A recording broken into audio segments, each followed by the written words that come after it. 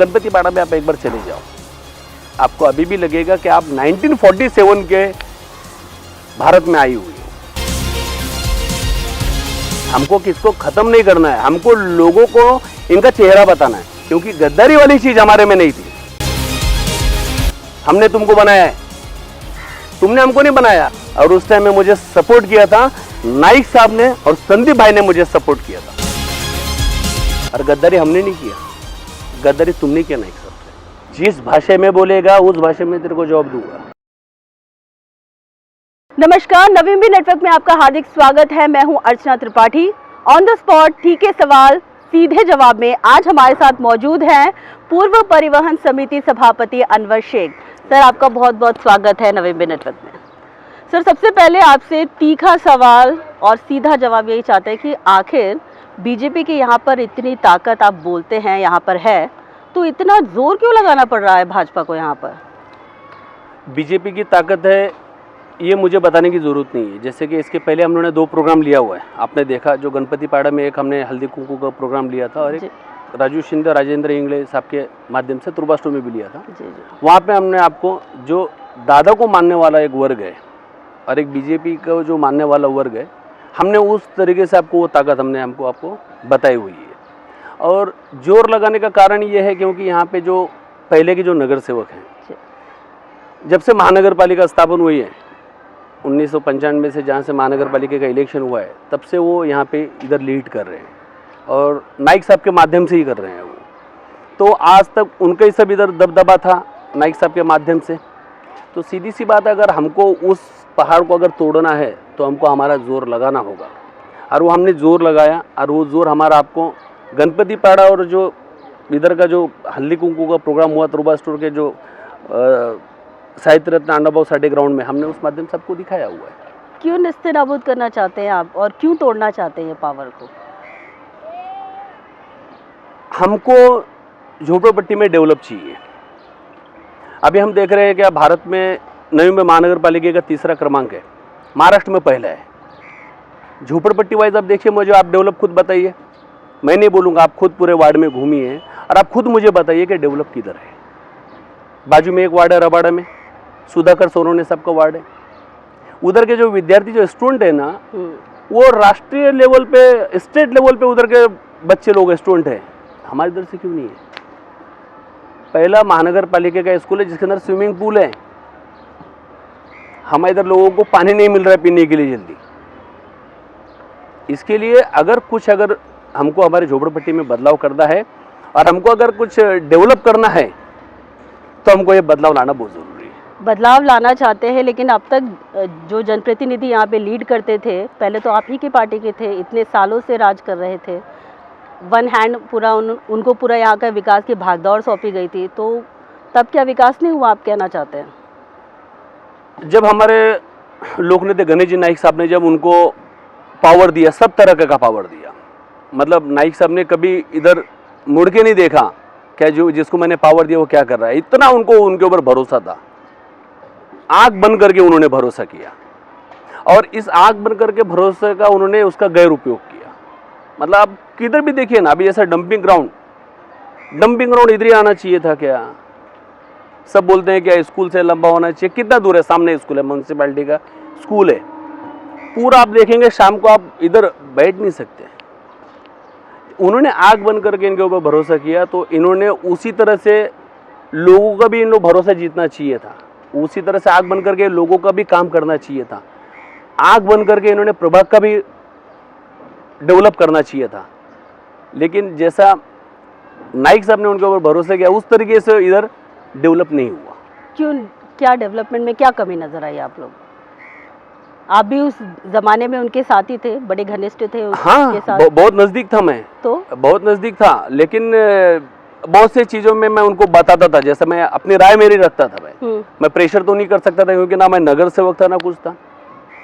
एक सीनियर कार्यकर्ता होने की वजह से मैं हमारे मुद्दों को रखता था, लेकिन उसको वो सुन के ना अनसुना करते थे। काफ़ी चीज़ें हैं, जैसे कि अभी आप स्कूल में देखेंगे तो स्कूल में जैसा एजुकेशन चाहिए वैसा नहीं है।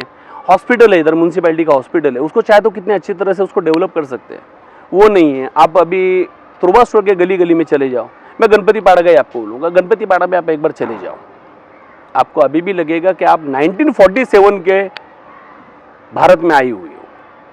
तो हम कौन सा डेवलप चाहेगा, वो क्या उम्मीद करेंगे उनसे।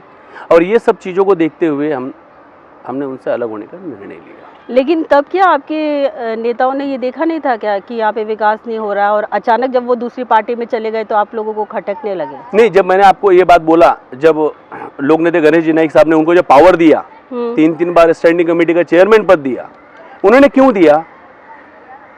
प्रभाग का सुधार होना चाहिए। उनको लगा कि जिस तरह से मैं इनके ऊपर भरोसा कर रहा हूँ, शायद उसी तरह से अपने वार्ड में काम कर रहे हैं। लेकिन जब ये पार्टी से जब अलग हुए और जब हमारे माध्यम से राजू शिंदे या राजू इंगले के माध्यम से जब नाइक साहब को इधर की हकीकत पता चली, तब पता चला क्या इधर का नवी तुरबा स्टोर या जो भी MIDC, जो भी तुरबा MIDC है, जो भी झोपड़पट्टी लग के है, उसका कोई किसी भी तरह का डेवलप नहीं हुआ। 3 बार स्थायी समिति सभापति का आप यहाँ पे जिक्र कर रहे हैं, उनके साथ आप भी थे, क्या आपकी बातें नहीं सुनते थे क्या आपके वरिष्ठ? किसी की नहीं सुनते थे। लोगों को ऐसा पता था तो मैं सबका सुन रहा हूँ। उनको ऐसा लगता था कि अगर मैं समझो, अगर आज मैं अनवर का सुनता हूँ, अगर मैं कल वो काम करता हूँ तो इसको क्रेडिट ना मिल जाए। आज तुरुबा स्टोर में जब वो तीन वार्ड थे, 3 वार्ड में आप एक ही ऑफिस था, 3 वार्ड के ऑफिस क्यों नहीं थे? तीनों को जो भी वार्ड अध्यक्ष होंगे उस टाइम के, उनके किसके अलग अलग पावर है मेरे को बताओ, क्या अथॉरिटी था उनको? कुछ नहीं। और जो भी वो वार्ड अध्यक्ष जो भी बनाते थे, जो उनके ऑफिस के नीचे 24 घंटा उठने बैठने वाला, वही उनका वार्ड अध्यक्ष हुआ करता था। उन्होंने आपको कभी भी आप पर ट्रस्ट नहीं किया क्या, विश्वास नहीं किया आप पर? उनको किसी के ऊपर भी विश्वास नहीं है, किसी के ऊपर भी ट्रस्ट नहीं है उनको। क्यों? अब उनको पता। पहली बात तो अभी जैसे क्या हम लोग पढ़े लिखे लोग हैं और हम लोग चाहेंगे क्या जो स्लम के लोग हैं, स्लम की पब्लिक है, झोपड़पट्टी की पब्लिक है, उनका भी किधर तो ग्रोथ हो, शिक्षा का हो या कुछ भी हो, ऐसे हम लोग कुछ बात रखते थे। लेकिन उन्होंने हर बार उसको इग्नोर किया हुआ है। अभी जैसा अब और बाकी लोग भी हैं, लेकिन वो बोलने के लिए डरते हैं जो साथ में, जैसे अगर किसका MIDC से अगर किसको 10-5 हज़ार रुपये आ रहा होगा तो वो बंद हो जाएगा, किसको बाथरूम का पैसा आ रहा होगा वो बंद हो जाएगा, किसी को म्यूनसिपैलिटी के थ्रू से जो 2 लाख रुपए या 5 लाख रुपए की फाइन मिल रही है वो मिलना बंद हो जाएगी। इसी के डर की वजह से कोई बोलता नहीं है। अब डेवलप की बात करोगे, प्रथम नगर सेवक थे शत्रुघ्न दाभाडे, प्रथम उप महापौर थे नवी मुंबई की सुलोचना पाटले जी। आप दोनों को देखिए, दोनों किधर है, दोनों का हालत क्या है वो देखिए। उसके बाद में प्रहलाद शेलारकर नगर सेवक थे, प्रहलाद शेलारकर देखिए किधर है। जैसे बार बार बोलते हैं क्या अनवर शेख को मैंने बनाया, अनवर शेख को मैंने बनाया, आपने मुझे बनाया बोल रहे हो ना। तो ये जो बाकी के शत्रुघ्न दाभाडे हो गए, सुलोचना पाटले जी हो गई, प्रहलाद शेलारकर जी हो गए, मैं अर्जुन अडगले साहब का भी नाम लूंगा उसमें। अर्जुन अडगले साहब को पूछे ना, अर्जुन अडगले साहब किधर है? अभी जैसा कि मैं आपको इंटरव्यू दे रहा हूँ तो शायद उनको लाके खड़ा करेंगे, उनको बताएंगे, लेकिन उनको जाके पूछिए वो किधर है। इनको उन्होंने नहीं बनाया गया, सिर्फ मुझे बनाया गया। मैं तो परिवहन का सदस्य था 4 साल के लिए और 6 या 7 महीने के लिए मैं उधर परिवहन का सभापति था। लेकिन जो बाकी जिनका भी नाम मैं बता रहा हूँ, कुछ उसमें से सुलोचना पाटिल नवी मुंबई की प्रथम उप महापौर थे, अपना शत्रुघ्न दाभाडे प्रभाग समिति के अध्यक्ष थे, प्रहलाद शेलारकर 5 साल नगर सेवक थे, वो प्रभाग समिति के अध्यक्ष थे, अर्जुन अडगले झोपड़पट्टी सुधार समिति के सभापति थे, राजू शिंदे इसके वेल सेटल है क्योंकि वो उनका फैमिली बैकग्राउंड वैसा है। अभी बयान किया दहशत, क्या वाकई में दहशत है या आप लोग खामखा ये चेहरा दिखा रहे हैं दहशत का, लोगों को डरा रहे हैं आप लोग खुद ही? मुझे ये बताने की जरूरत नहीं है, आप अगर अंदरूनी लोगों से पूछोगे ना, अंदरूनी लोगों से, वो आपको खुद बताएंगे किस प्रकार की दहशत की आप बात कर रहे हैं। हर चीज की, जैसे नवी मुंबई में दहशत, ऐसा तो कोई बिलीव नहीं कर सकता। नहीं देखो, अभी देखो जैसे कि मैं आपको ज्यादा दूर की बात नहीं बताऊंगा, जब हमने गणपति पाड़ा का हम लोगों ने हल्दी कुंकू का प्रोग्राम लिया था जी, इनके कार्यकर्ता उधर गली गली में घूम रहे थे कि शाम को कोई हल्दी कुंकू में जाना मत, इधर के गुंडे आने वाले, उधर के गुंडे आने वाले, तो आप और दहशत को क्या बोलोगे। इनका ये भाषा सुन के लोग बाहर निकले हैं। आप पर भी इसी प्रकार के एलिगेशन लगाए जा रहे थे कि आप लोग जबरदस्ती लोगों को लेके जा रहे हैं। नहीं देखो, जब हम लोग उधर जब हल्दी कुंकू का प्रोग्राम हमने रखा हुआ था, मैं आपको सवेरे से लेके शाम तक आपको मैं मेरा वीडियो क्लिप दे सकता हूँ। मैं जब उधर 11 बजे जब उधर स्टेज पे गया, जब उधर स्टेज का काम चालू हुआ, तो मैं लास्ट तक उधर था और मैंने किसी लेडीज को या किसी जेंट्स को ये नहीं बोला कि आपको आना ही पड़ेगा। हम लोगों ने कुछ 15 दिन पहले उसकी प्लानिंग की थी। युवा नेतृत्व जो नई मुंबई के संदीप भाई नाइक है, उनसे मैंने इस बात में चर्चा की, हल्दी कुंकू के प्रोग्राम की, उनसे मैंने सहमति ली। उनके बाद में मैंने इधर लोगों के बीच में गया, लोगों को पूछा क्या मैं ऐसा प्रोग्राम कर रहा हूँ, आप लोग को आना है? तो बोले हाँ दादा हम लोग आने को तैयार हैं। और हमने किसको मतलब ऐसा जबरदस्ती किसको बुलाया हुआ नहीं है। और जितने लोगों ने हमको नाम दिया था उतने लोगों को हमने मास्क दिया हुआ था, तो किसको दबा के या पकड़ के बांध के लाने की जरूरत ही नहीं थी। सर आपसे ये जानना चाहते हैं कि यहाँ पर जिन्होंने बगावत की है उन्हें खत्म करने के लिए आप लोगों का ये विशेष फोकस है या वाकई में आप लोगों को विकास की तरफ आपकी नज़र है? नहीं, हमको किसको ख़त्म नहीं करना है इधर, हमको किसको ख़त्म नहीं करना है। हमको लोगों को इनका चेहरा बताना है, हमको लोगों को इनका चेहरा बताना है कि आज तक हमने जिसको जीता के लाया हुआ है, जिसको तुरबे की पूरी बागडोर दी हुई है, उन्होंने तुम्हारे लिए क्या किया है, ये उनका हमको चेहरा उनको बताने का। लोगों को क्या उन्होंने किया है? आप बार बार उनको टारगेट कर रहे हैं, किस बात को लेकर टारगेट कर रहे हैं? नहीं, ऐसा आप लोगों को दिख रहा है, आप लोगों को दिख रहा है। जैसे कि आपने थोड़े टाइम पहले पूछा क्या दहशत किधर है, आप अंदर जाके पूछो लोगों को, लोग हमको बोलते हैं क्या ओपन हमको मत बुलाओ। अभी धीरे धीरे उनका किधर तो डर उनका निकलना लोगों का चालू हुआ है। किस प्रकार से? अभी लोगों ने खुद आपको व्यक्तिगत ऐसा कहा है क्या? हाँ, हाँ, तो लोगों का कहना है ना, अगर आज उनके खिलाफ में आज लोग हमारे साथ में इतनी ताकत से जुड़ रहे हैं, अगर किसी भी मीटिंग में अगर वो हमारे साथ में आ रहे हैं, हमारे को सपोर्ट कर रहे हैं, तो इसका मतलब वो किधर तो उनसे परेशान है ना, परेशान हैं। और आप बोल रहे हैं कि आपकी ताकत है, आपके नेताओं की ताकत है, यहाँ पे बोलबाला है, क्या जरूरत आन पड़ रही है इतनी ताकत लगाने की बीजेपी को? नहीं, हमारे जो नेता है वो किसी को ललकार नहीं रहे, वो किसी को ललकार नहीं रहे। आप उनका कौन सा भी स्पीच सुनोगे इधर का, तो उन्होंने ये बताया हुआ है कि मैंने उनको पूरा खुला ये दिया था काम करने का मौका, लेकिन उन्होंने कुछ नहीं किया, ये वो लोगों को बता रहे हैं। और वो उनका कहना है कि उसकी वजह से हम लोगों ने कभी इधर ध्यान नहीं दिया।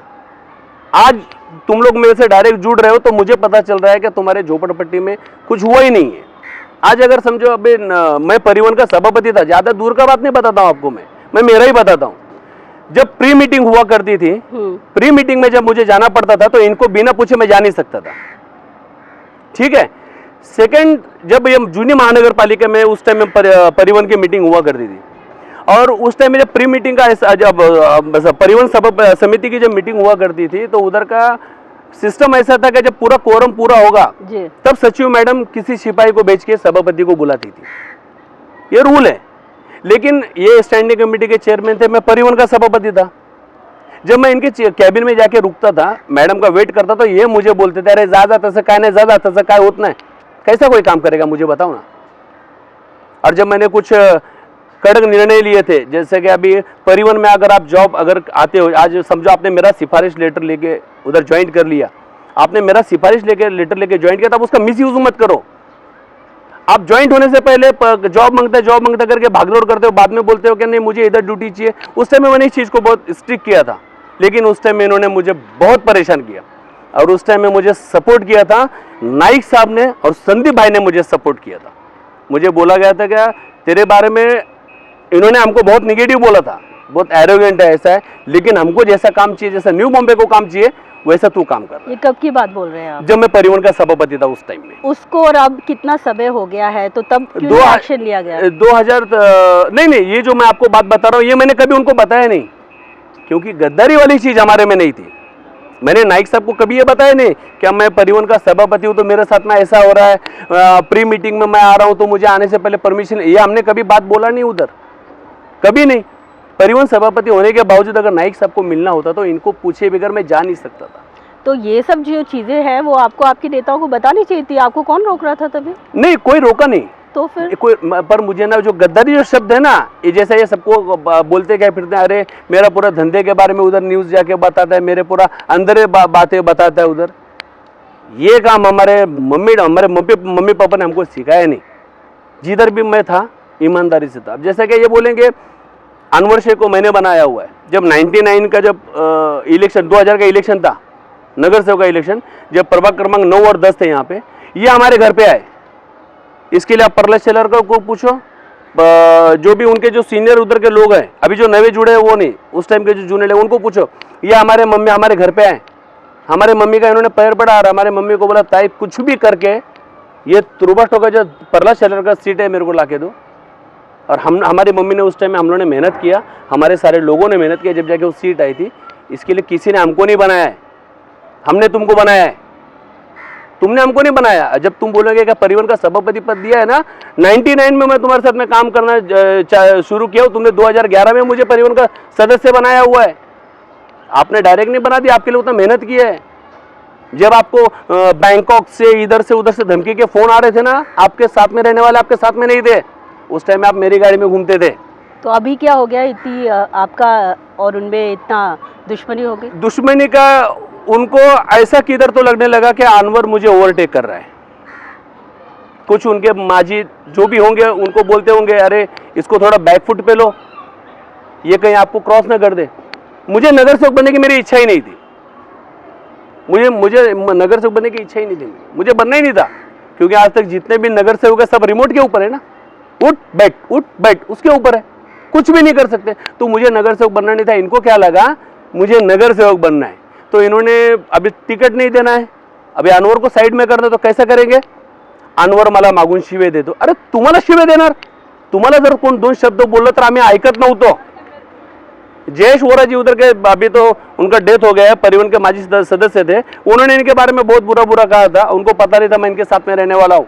अभी वो जिंदा है नहीं, तो मैं आपको बताता था मैंने उनके साथ में क्या किया था। और ये बात हमने कभी इनको बताया नहीं, क्योंकि जब तुम्हारे साथ में थे ना, तो हम पूरे कट्टरपने से तुम्हारे साथ में थे, लेकिन तुमको मेरे पर भरोसा नहीं था। सबको बोलने लगे गाली देता है, मुझे ऐसा करता है। फिर भी मैंने 2 साल मेरे बेड के ऊपर मैंने सो के निकाला हुआ है, बेड के ऊपर, क्या मुझे टूटना नहीं है। तो एक माजी नगर सेवक, सीनियर नगर सेवक तुरुबा स्टोर का, उन्होंने मुझे फोन किया, बोले अनवर कधीपर्यंत तू झोपून काढशील रे दिवस, कधीपर्यंत? ही तुझी चुगली दादाकडे करणार आहे, आणि या जी माझी कंडिशन आहे ती उद्या तुझी होणार आहे। हा सांगण्या अगोदर तू दादांना भेटून घे आणि काय खरी परिस्थिती सांग। उसके बाद में मैं नाइक साहब को मिला मैंने उनको, फिर उसके बाद में मैंने हकीकत बताया, मतलब साहब ऐसा है। उसके बाद में मैंने अलग होने का डिसीजन लिया। गद्दारी के बारे में कहते हैं सामने वाले की गद्दारी आपने की है। मैंने गद्दारी कैसे की? 3 बार स्टैंडिंग कमेटी का सभापति मैं था क्या? जब से नई मुंबई महानगर पालिका में इधर कॉरपोरेशन आई, इधर जब आई नवी मुंबई में, तब से नगर सेवक मैं था क्या? नाइक साहब ने पूरी बागडोर तुर्बे की मुझे दी थी क्या? हर बार मेरे कहने पे जिन को नगर सेवक नाइक साहब बनाते तो मेरे कहने पे बनाते थे क्या? और गद्दारी हमने नहीं किया, गद्दारी तुमने किया नाइक साहब से। हम तो कल भी नाइक साहब के साथ में, तो आज भी नाइक साहब के साथ में, और आने वाले दिनों में भी नाइक साहब के साथ में रहेंगे। आप पर व्यक्तिगत भी काफी एलिगेशंस लगाए गए। अभी उनके खिलाफ में हूं मैं, तो सीधी सी बात एलिगेशन होंगे ही, और वो एलिगेशन से कुछ भी मुझे फर्क नहीं पड़ता है, क्योंकि उसमें किसी भी प्रकार की सच्चाई नहीं है। सामने प्रूफ करने के लिए बैठो, मैं प्रूफ करके बताता हूं। नहीं तो तुमने जो तुम्हारे पर अभी तो बहुत बाकी है, बहुत बाकी है, अभी तो शुरुआत भी नहीं हुई है। यानी आपने प्लान करके रखा है पूरा? हाँ, तैयारी करके हाँ, जैसा उन्होंने मेरे बारे में प्लानिंग करके रखा हुआ है, ये हमारे जो बाकी के जो है इधर के, उनके बारे में तैयारी, तो सीधी सी बात हमने भी तैयारी करके रखा हुआ है। जिस भाषा में बोलेगा उस भाषा में तेरे को जवाब दूंगा। और मुझे उनके खिलाफ जाके क्या बहुत अच्छा नहीं लग रहा था, पर उन्होंने कुछ माहौल को ऐसा तैयार किया कि मुझे उनको छोड़ना पड़ा। आपने कहा कि आप चुनाव लड़ने के लिए इच्छुक नहीं थे, लेकिन आप ही के घर के लोग चुनाव लड़ने की तैयारी कर रहे हैं यहाँ से। जब उनके साथ में था मैं, तब मैं इलेक्शन का मेरा कोई सपना ही नहीं था कि मुझे इलेक्शन लड़ना है। मैंने वो कभी सोचा भी नहीं था, उनको मैंने कभी बोला भी नहीं कि मला इलेक्शनला उभं राहायचं, मला तिकीट द्या, माझ्या मिसेसला तिकीट द्या, मी कधीच बोललो नहीं, कभी नहीं बोला मैंने। लेकिन जब हम लोग नाइक साहब से जुड़े, जब हमने देखा, फिर मैंने बहुत बारीक निरीक्षण किया, क्या सुधाकर सोनवणे साहब का वार्ड देखा, तो बहुत चीज़ों में बहुत फर्क है उनके वार्ड में और हमारे वार्ड में। एक मूवी बनेगी, एक नहीं, मेरे को लगता है वो अभी जो यार है ना, क्या वो छोटे छोटे एपिसोड के वेब सीरीज 4-5 वेब सीरीज का सेट बनेगा दोनों को अगर कंपेयर करोगे तो अगर लोगों के लिए कुछ करना है हमको, तो हमको रोड के ऊपर आना होगा। उस वजह से मैंने मेरे वाइफ को आगे किया हुआ है। सर, आपको कई बार आप पर एलिगेशंस लगाए गए, क्या इन तमाम आरोपों ने या एलिगेशंस ने आपको कभी कमज़ोर किया? नहीं, कमज़ोर बिल्कुल नहीं, क्योंकि उस आरोप में अगर सच्चाई होती ना तो शायद मैं डैमेज होता, मैं कमज़ोर होता। जैसे कि बीच में उन्होंने एक परिवहन का एक आरोप लगाया था, कुछ तो भंगार के बारे में, स्क्रैप के बारे में, स्क्रैप चोर। उनके खास फ्रेंड है श्री शरद वाड़, जो परिवहन के व्यवस्थापक रह चुके हैं, उस टाइम में मैनेजर हुआ करते थे। ये मैं नहीं बोलूँगा, वो मेरे फ्रेंड नहीं है या मेरा कोई उनसे घरेलू रिलेशन भी नहीं है। आप उनको जाके पूछिए, अगर उन्होंने कह दिया हाँ ये अनवर शेख उस टाइम में भंगार चोरी करवा रहा था, तो उसको मैं एक्सेप्ट कर लूँगा। लेकिन श्री शरद वाड़ बोलना चाहिए, क्योंकि उस टाइम वो डिपार्टमेंट उनके अंडर में आया करता था, उधर के इंचार्ज थे वो। उसके बाद में इन्होंने एक एलिगेशन लगाया 3 पैन कार्ड वाला। इनका एजुकेशन का अभाव है, इनको 2-3 पैन कार्ड तो दिख गए। अगर मैं चोर होता, मेरी गाड़ियाँ इनकी ट्रांसपोर्ट में चलती थी, तो मैं वो पैन कार्ड सबमिट नहीं करता ना, अगर मैं चोर होता तो। लेकिन उन्होंने वो नहीं देखा कि जो मैं जो दो या तीन पैन कार्ड जो भी थे, उसको मैंने सबमिट किया हुआ है इनकम टैक्स डिपार्टमेंट में, लेकिन कैसे अधूरी मालूमात। किसी ने बोला आपका कान जा रहा है, तो हाथ लगा के देखते नहीं कान है कि नहीं, उसके पीछे भागना शुरुआत कर देते। इसके लिए ये कितना भी डैमेज करने की कोशिश करेंगे ना, उसमें जब सच्चाई है ही नहीं। अभी हमारी मम्मी के बारे में बोला, मैं तो बोलूँगा उनको इस बात के लिए शर्म आनी चाहिए थी कि उस टाइम में मेरी छोटी बहन का डेथ हुआ था। हमारी मम्मी कौन से सदमे से गुजरी थी हमको पता है। तुम तो कभी फैमिली के साथ में थे नहीं, इसलिए तुमको कौन क्या है, माँ क्या है, भाई क्या है, बेटा क्या है, आपको उसके बारे में पता ही नहीं ना, तो आप दूसरे की तकलीफ क्या समझोगे। फिर उस टाइम में हमने हल्दी कुंकू का प्रोग्राम लिया, उसके बाद में उधर के लेडीज लोग को बोल रहे ए भाई तुला साड़ी भेटली का, तुला साड़ी भेटली का। अरे साड़ी भेटली का, मेरे घर पे आके उनके फैमिली ने साड़ी लेके गए। जिनको सवाल पूछ रहे हैं ना, वो उन लोगों को मैं बोल रहा हूँ। सर, ये जानना चाहेंगे कि तुर्भे के डेवलपमेंट को लेकर आपका विजन क्या है? मेरा ये सोचे, जैसे कि एक कोपरखेड़ा में एक CBSE बोर्ड है, नवी मुंबई महानगर पालिका के तरफ से उधर स्कूल एक चालू की गई है, ठीक है। सोसाइटी के लोग हैं, सेक्टर के लोग हैं, उस चीज़ को अफोर्ड कर सकते हैं। वो अपने बच्चे लोग को उधर भी भेज सकते हैं, किसी और स्कूल में भेज सकते हैं। उसी तरह के एक स्कूल की ज़रूरत ये पूरे जो तुर्बा का जो झोपड़पट्टी है, तुर्बा में जितने भी झोपड़पट्टी आते हैं, इधर एक कॉन्वेंट स्कूल की ज़रूरत है, कॉन्वेंट स्कूल की ज़रूरत है। और मैंने दादा से कहा हुआ है, इस चीज़ को बोला हुआ है कि दादा अगर कल को हम लोग इधर इलेक्शन हम लोग जीते हैं, तो हमको एक जितने झोपड़पट्टी के एरिया है उसके लिए इधर कॉन्वेंट स्कूल होनी चाहिए। यानी कि यहाँ पर शिक्षा को आगे ले जाना, शिक्षा को, क्योंकि आज भी गणपति पाड़ा में जाएंगे या इधर आप देखोगे, अगर उनकी मम्मी अगर बर्तन धोने का काम कर रही है तो बच्ची भी वही कर रही है। अगर डैडी उनका मिस्त्री काम कर रहा है तो बच्चा भी वही कर रहा है। एजुकेशन, ऐसा नहीं मैं बोलूँगा एजुकेशन नहीं है, लेकिन जिस तरह का होना चाहिए उस तरह का नहीं है। क्योंकि अगर आज हम लोग देखेंगे, महाराष्ट्र में रहते हो, मराठी आना ज़रूरी है, ठीक है, लेकिन अगर आप बाकी के जगह पे जाओगे तो आपको उधर इंग्लिश भी आना आपको उतना ही ज़रूरी है।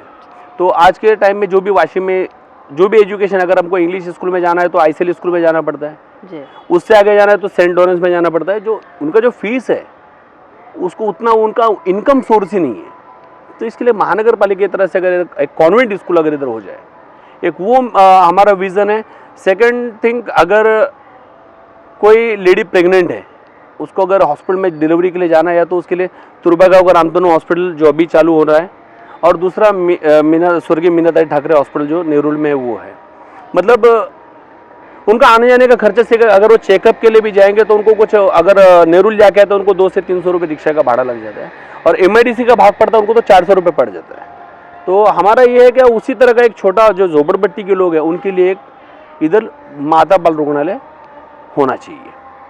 तो ये था तुर्भे के डेवलपमेंट के साथ आज हमारे साथ ऑन द स्पॉट मौजूद थे पूर्व परिवहन समिति सभापति अनवर शेख। नई शख्सियत के साथ फिर हाजिर होंगे, तब तक के लिए नमस्कार। नमस्कार सर।